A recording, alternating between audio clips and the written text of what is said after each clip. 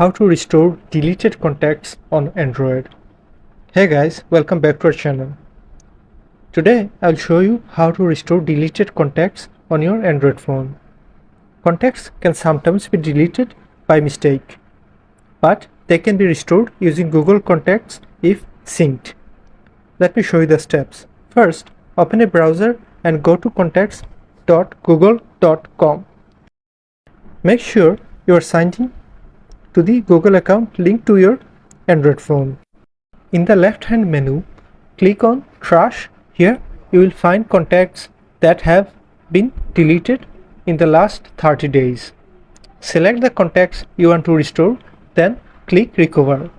These contacts will now sync back to your phone, and that is how you restore deleted contacts on your Android. If this video was helpful, please subscribe to our channel, like the video, and if you have any questions, please leave a comment below. Thank you.